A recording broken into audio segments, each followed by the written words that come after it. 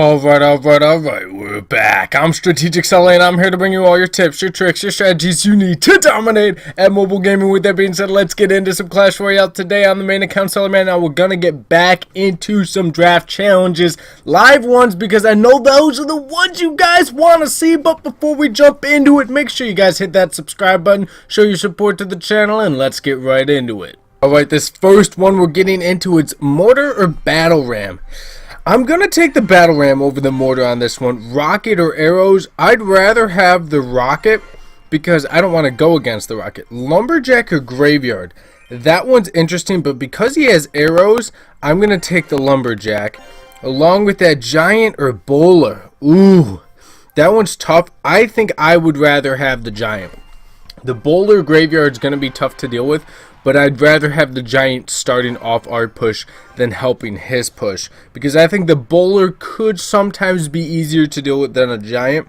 So because you can distract a Bowler with any troop, you cannot do that with a Giant. You have to have a defense. So he's going to play an early Mortar. We're going to play a Goblin Hut right here. And there's that Bowler we were talking about. Now what we can do right now is we can send in the Battle Ram, and that's going to focus right on the Mortar, probably get a charge shot off. It is able to get a charge shot off, and now the Barbarians are able to take out the Mortar before we take any damage and get rid of the Bowler, which is a really good pickup. He gave us the Witch, which I'm excited about. It's a great counter to the Graveyard. Along with the Baby Dragon, the Lumberjack's very quick. He has not seen our Rocky yet, and now we can start building on a push. So we're going to build with the Witch because she's the slowest unit that we have to deploy right now. I would love to get a Giant in front of her, but we're going to see what's going to happen. He's going to drop a Musketeer, and for this Musketeer, I'm going to rocket it because it's going to be able to hit the tower as well. We're going to be able to do a lot of damage and get completely rid of her.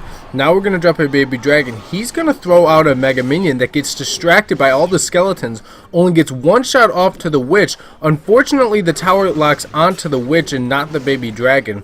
But Baby Dragon is not locked onto the tower, and the Mortar cannot, I repeat, cannot hit my towers from where it is placed. We're going to eat some damage from some guards, but that's because we just didn't want to respond to it with any elixir. We want this Mortar to expire. Gonna drop a Goblin Hut, so he's gonna be able to take out some of the goblins, but actually miss it completely, which is really nice. Now we can set up with a Giant push in the back left. We can build off the spawning units from the Goblin Hut. We're gonna be able to take out this Bowler pretty easily. If anything, if we can get to the Rocket and have enough elixir, we're gonna use that. Double elixir is coming up, so let's drop a Witch right here. And then along with that, let's drop a Rocket right here. Should be able to hit the Mega Minion as well. Oh my goodness, the value on that Rocket was unreal. Now we're going to send in a Baby Dragon just to help with the guards. And he is not having a good day, let me tell you that right now. We're going to send in a Battle Ram as well. And we are doing destructive damage to the units that he has. But the Battle Ram gets a charge shot off. We're able to take out that left arena tower. And we are just slaughtering him. He was barely able to do any damage to our towers. He didn't even touch one of them. Now he's got a Bowler moving in. We can distract it with the Giant, which will be really nice, and then come in for the kill with the Lumberjack. Along with that, we can send in some Goblins. We could throw in a Rocket right here if we wanted to. The Musketeer is going to stay there. I don't know if it's going to hit the Mega Minion. It didn't, but still, no matter what, we were able to absolutely dominate this entire match. Battle Ram moves in with the charge shot. He's got a Graveyard, unable to get done what he wanted to do. We're going to get into another one because we are having tons of fun with the draft challenge. Getting into another one, Miner or Tesla. We're going to get the Miner right here. By the way, if you guys could not tell by the thumbnail, we do have a legendary chest to open. Unfortunately, I couldn't get it on recording, but I do have the screenshot to show you guys. Golem or Knight? Ooh, I think I'd rather have the Golem, due to the fact that Golem Baby Dragon's a really good combo in itself, and having the Tesla, I want him. I want the Golem. He gave me Goblin Barrel. He gave me the Log. We have some good cards to set up with. He gave me the Rocket. So let's see what we can do. I'm interested in seeing what other cards he has to play. We could go Miner right here, Goblin Barrel. Oh god, thank goodness we didn't send in the Goblin Barrel. That would have got eaten alive by the Baby Dragon. Now we can send in the Witch. Along with the Witch, he's got the Knight moving down. we have to log right here due to the goblins and the ice spirit, which is really nice. We have fire spirit to distract and help do some damage, and we were actually able to take out the lumberjack, although the baby dragon was raged up the entire time, hitting the witch and the tower, which kind of sucks, but that's the best we could have done. We do have the rocket, but he knows we have the rocket. So let's play a musketeer in the back left. Let's build on a push. He does not know we have the golem. I would love to save the golem until double elixir, because that's when it's going to be the biggest threat to him. Now let's go miner, goblin barrel, and let's see what he's going to do next right here. So goblin barrel goes down, doing significant damage to the tower because the miner is tanking for it, and we were actually able to bring the tower under 400 hit points, which is really huge, and that's what we needed. Fire spirits are going to go down right here. We have to log this lumberjack considering he is alive and well at my tower. Another raged baby dragon. Thankfully this time it is not hitting our tower along with the witch. Miner in front, because I've been playing the miner in back, he won't be ready for it. Miner in front's doing the damage that we needed it to do. Skeletons are working on the goblins along with the witch's destructo beams, which might just be able to take out the tower. 107 hit points left. That's within rocket range. But we still have to play so much defense on the left that I don't even want to take it with the rocket, because the rocket is 6 elixir and that's a lot to commit just for 107 damage. So now he's got balloon, baby dragon, ice spirit. We're going to do a preemptive rocket to help deal with this. Musketeer should be able to take out balloon before we take any drops from the bomb. Now we have witch moving down. He's seen our rocket. That is a log away. I forgot about us having the log. So let's do a goblin barrel in the back left corner. Ooh, this could be bad. We might be able... Ooh, he plays such a... Oh, I meant to log, and I sent in the miner. Oh, good goodness. Are we going to be able to take this out? Now we have a musketeer coming down, along with a witch, along with fire spirits. Can we stop this balloon? We have to send in the miner, because if we do not allow that balloon's got to stop getting shots off.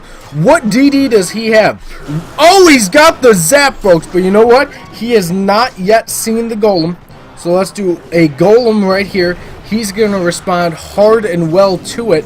Now let's send in the goblin barrel along with a log. Let's see if we can get some good damage done down to that tower. Unfortunately, it doesn't look like we can. Now we have to send in the witch.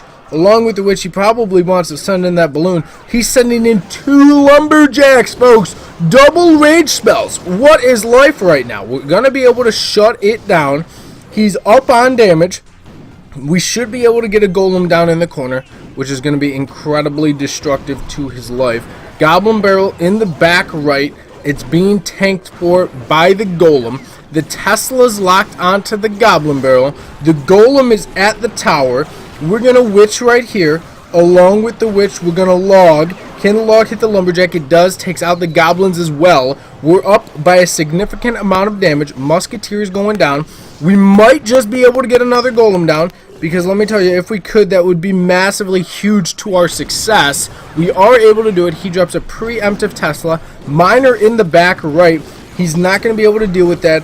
Along, we could send in a rocket, because how much damage does the rocket do? 493. We're already able to take out the tower, folks. That was destructive. We're going to get into one more match, then I will show you what legendary card we did get. Balloon or Mini P.E.K.K.A. Balloon's a really good win condition, but Mini P.E.K.K.A. is really good on defense. I want the Mini P.E.K.K.A. even though the balloon is that good.